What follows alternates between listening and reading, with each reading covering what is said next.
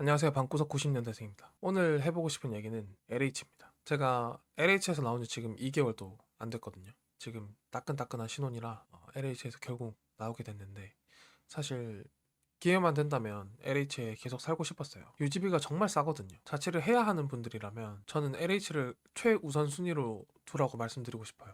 우리가 가장 줄여야 되는 건 고정비입니다. 고정비. 자, 먼저 자취에 대해서 한번 얘기를 해볼게요. 사실 저는 타이에 의해서 자취를 시작하게 됐는데, 아버지가 자취를 너무 원해 하셨었어요. 나이가 한 29살? 30쯤 되는 상황이었고, 사실 집에 계속 있고 싶었죠. 언론에서 떠드는 캥거루족? 어쩌면 그게 저였나 봐요. 자취를 해야만 하는 상황이었고, 그때 당시 제 상황이, 자, 이게 제가 자취를 시작할 때 제 상황이었습니다. 만 28세였고 월급은 210만 원, 지방사는 대구 살고 있고요.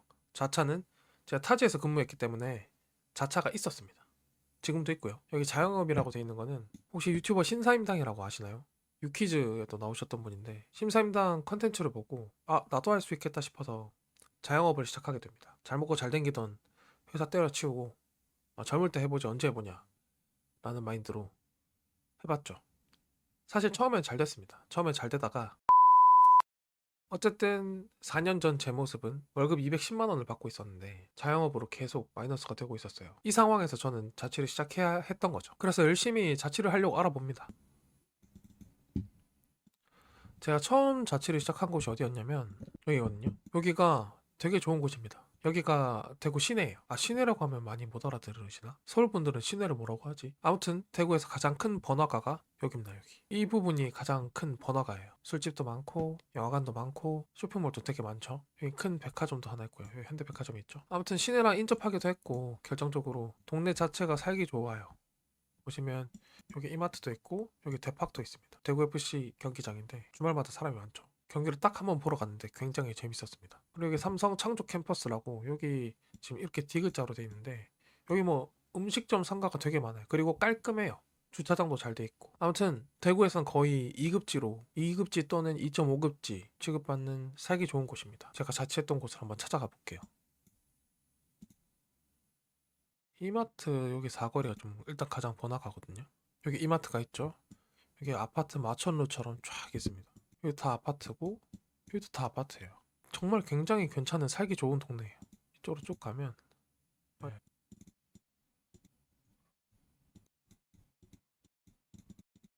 제가 여기 살았었습니다. 여기 계약하게 된 게 사실 너무 급했어요. 자영업 하면서 투잡으로 카페 알바를 하고 있었던 거기 때문에 도심에 인접해야 한다고 생각했어요. 왜냐면은 뭐 카페 같은 알바를 하더라도 도심에 좀 더 많으니까. 그래서 결정한 집이 이 집입니다. 월세가 32만 원. 굉장히 싸죠. 4년 전 금액이긴 해요. 지금은 더 올랐겠지만 32만 원에 관리비가 한 10만 원. 굉장히 적게 잡아서 10만 원. 근데 보시면 주차 공간 보면 정말 좁죠. 세 대가 주차 가능했어요. 근데 여기 맞은편에 이렇게 차가 이렇게 다 주차돼 있다 보니까 여기를 주차하려면 와리가리를 겁나 해야 됩니다. 그래서 저는 운전을 못 하기 때문에 여기 주차하는 걸 포기했어요. 몇 번 시도했다가 차를 끌고 먹었거든요. 주차는 어디 했냐? 여기 있습니다. 주차비 8만 원. 아깝죠. 아까운데 차를 끌고 먹어서 수리하는 돈보단 훨씬 낫다라고 생각해요. 아무튼 이런 상황이었습니다. 월급 210만 원 받으면서 자영업으로 계속 마이너스가 발생하고 있었고, 자취를 해야 되는 상황에 고정비를 줄이기 위해 진짜 온갖 노력을 다했어요. 그렇게 제 가성비 인생이 시작됐습니다. 어떻게 해서든지 고정비를 줄이고, 고정비를 줄였을 때 엄청나게 행복감이 있구나 라는 걸 느꼈을 때, 나는 인스타에 찌들어서 내가 원하는 삶을 살고 있지 않았구나. 아무튼 이런 상황이었어요. 이 방이 어땠냐? 거기가 주차는 좀 힘든 걸 차치하고서라도 방은 조금 괜찮았어요. 이 방인데 상당히 넓죠. 잘 빠졌습니다. 근데 현관이 좀 짜치긴 해요. 여기 신발 3개까지는 들어가는데 3개 다 넣으면 발 디딜 곳이 없어요. 벗고 바로 여기 가면 되지 않냐라고 하는데, 이 현관에 안 살아보면 그런 말 함부로 못합니다. 심지어 문 여는 형태가 여기서 열리죠. 이렇게 열리는데 문제가 뭐냐면 계단이 이렇게 있어요. 문 이거 열면 어떻게 돼요? 계단을 못 올라가겠죠. 짐을 들고 있는 경우는 어떻게 돼요? 짐을 들고 있으면 문이 이렇게 있으니까 이렇게 올라와서 짐을 여기다 두고 이렇게 열고 내리고 들어와야 되는 상황이었어요. 아무튼 현관 구조가 상당히 특이했습니다. 이렇게 현관이 짧은 것도 그렇고. 아무튼 여긴 이렇고, 도배지가 조금 살짝 아쉽긴 한데 그래도 괜찮아요. 이 정도면. TV가 있긴 한데 전 안 썼습니다. 자, 화장실입니다. 나쁘지 않습니다. 기능만 하면 되잖아요. 색깔 좀 누리끼리 하면 좀 어떻습니까? 기능만 하면 되지. 진짜 문제는 뭐였냐면 화장실 창문이었어요. 근데 이 방충망이, 보시면 방충망 같겠지만 그냥 여기 방충망 밑에 붙여놓은 거예요. 처음에 굳이 구색 맞추려고 방충망까지 이렇게 붙여놓을 필요가 있을까 했는데 있어야만 했습니다. 아까 도로뷰 다시 보면은 여기 보이시죠? 아파트 공사 현장이 몇 년째 공사가 중단된지는 모르겠지만 뭐 알아보지도 않았지만 저희 고인물이 엄청 많았나 봐요. 뭐 들어가 보진 않아서 고인물이 있는지는 모르겠어요. 근데 문제는 모기가 미친 듯이 들어왔습니다. 같은 종류의 모기가 들어오니까 모기 종까지 검색했었어요. 그때 뭐 빨간 어쩌고저쩌고 아무튼 우리나라에서 가장 많은 모기 종이었는데 독하진 않습니다. 아디다스가 아닌 게 천만다행이었는데 모기가 미친 듯이 들어옵니다. 여름에 진짜 제가 최대 피크 타임 때 뭐 30마리 이상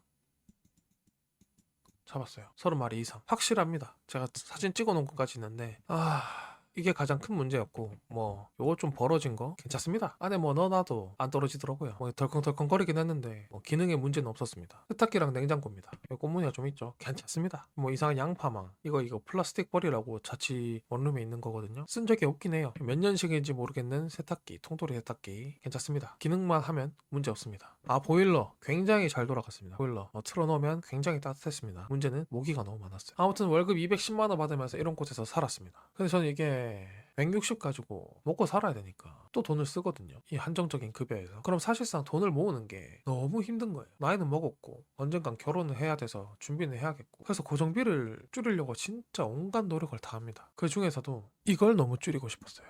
왜냐면 저는 LH 존재를 알고 있었거든요.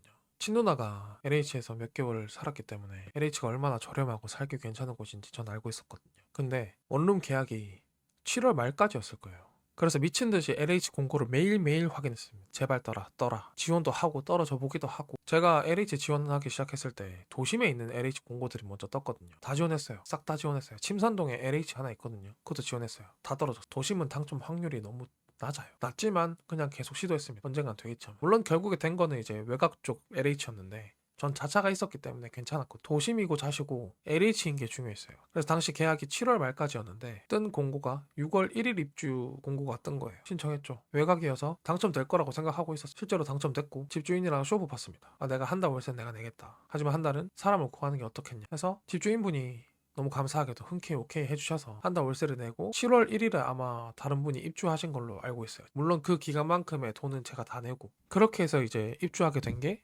여기입니다. 어떻습니까? 너무 좋습니다. 콘센트 잘 돼 있고요. 최신식 인터폰 요게 조금 아쉽긴 했는데 괜찮습니다. 뭐 기능에 문제만 없으면 됩니다.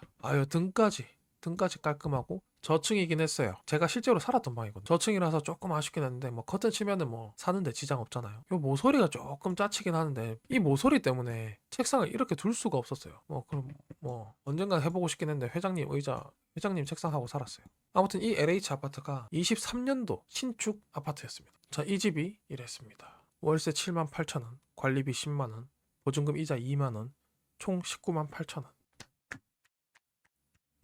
자, 여러분 LH 꼭 지원하셔야 됩니다. 안 돼도 지원하세요. 안 돼도. 내가 차가 있으면 좀 외곽이라도 시도해보시는 걸 정말 강력하게 추천드립니다. 아파트잖아요, 여러분. 아파트. 평생 아파트에서만 살다가 원룸 생활을 하는 게 정말 쉽지가 않았거든. 음식물 쓰레기도 너무 힘들게 처리해야 되고 짐을 들고 오르고 내리고 또 뭐가 불편했지? 그냥 월세 32만 원이 너무 배 아팠어요. 숨만 쉬어도 32만 원이 빠져나가니까. 근데 여기는 숨 쉬어도 20만 원이죠. 32만 원이 아니죠, 사실. 거긴 숨 쉬는데 50만 원 들어갔죠. 차비까지 해서 관리비까지 하면 숨 쉬는데 단돈 20만 원 가능했습니다. 숨쉬는 비용 20만 원. 심지어 이 아파트 훌륭합니다. 아파트에서 찍은 거거든요. 보시면 여기가 1층에 1층. 근데 밖에 좀 건물들이 좀 작죠. 내려다보는 구조예요. 보면은 여기가 1층이 전부 다 필로티 구조예요. 필로티 구조. 그리고 입구가 이쪽에 없어요. 이쪽으로 들어간 입구가 없고 이렇게 들어가야 여기 입구가 두 군데 있습니다. 좀 프라이빗하게 살 수 있었던 것 같아요. 이 촌동네에 누가 왔겠냐 싶지만 그래도 이런 구조로 돼 있는 게 사실 살아보면은 뭔가 심리적 안도감을 줍니다. 위치를 보여드릴게요.